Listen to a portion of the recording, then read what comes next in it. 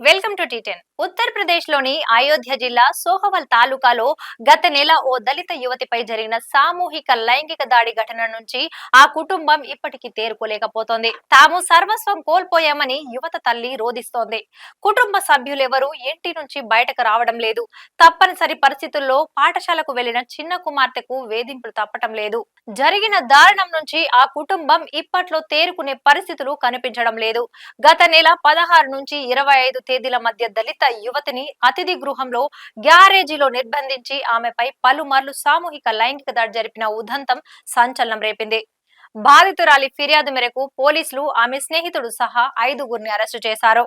ప్రధాన నిందితుడైన బాధిత యువతి స్నేహితుడు స్థానిక బీజేపీ నేత కుమారుడు. 4 ఏళ్ల నుండి ఆమెకు తెలుసు. అయితే ఇక్కడ ట్విస్ట్ ఏమిటంటే అయోధ్య పోలీసులు అతనిని బాల నేరస్తుడిగా పేర్కొంటూ కేసు పెట్టారు.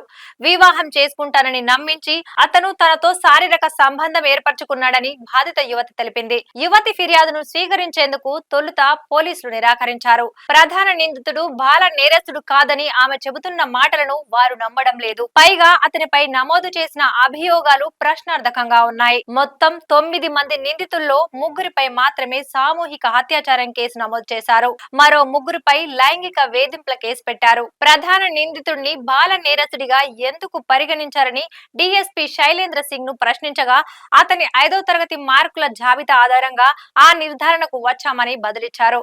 నేరం రుజువైతే బాల నేరస్తుడికి 3 ఏళ్లకు మించి జైలు శిక్ష పడదు. సీనియర్ అధికారులను కలిసి పరిస్థితిని వివరించిన తర్వాతే స్థానిక పోలీసులు కేసు నమోదు చేశారని బాధిత యువతి కుటుంబం సభ్యులు చెబుతున్నారు. ప్రధాన నిందితుడి కుటుంబ సభ్యులు అతని వయస్సును తక్కువగా చెప్పారని బాధితురాలి తల్లి తెలిపారు. అతను 4 ఏళ్లుగా నా కుమార్తెకు తెలుసు. నా కుమార్తె 12వ తరగతి చదువుకునేటప్పుడు అతను కలిశాడు.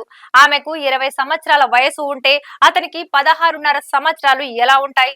అతని తండ్రి బీజేపీ నాయకుడు. అందుకే ఆ పార్టీ వారెవరూ మా ఇంటికి రావడం లేదు. మిగిలిన పార్టీ వారందరూ వచ్చి సహాయం అందిస్తానని చెబుతుంటే బీజేపీ నుంచి ఎవరూ రావడం లేదని చెప్పారు. ప్రధాన నిందితుడి తండ్రి అయోధ్య బీజేపీ విభాగం సమావేశాలకు హాజరయ్యేవాడని ఆయన ఫేస్బుక్ ప్రొఫైల్ చెప్తోంది. అయోధ్య ఎంపీ లల్లు సింగ్, మాజీ ఎమ్మెల్యే వేద్ ప్రకాష్ గుప్తాతో అతను దిగిన ఫోటోలు కూడా ఉన్నాయి. అయితే వాటిని తర్వాత తొలగించారు. ఇదే వాటి న్యూస్. చూస్తూనే ఉండండి టీ10. ఈ న్యూస్ పై మీ కామెంట్ ను యాడ్ చేయండి.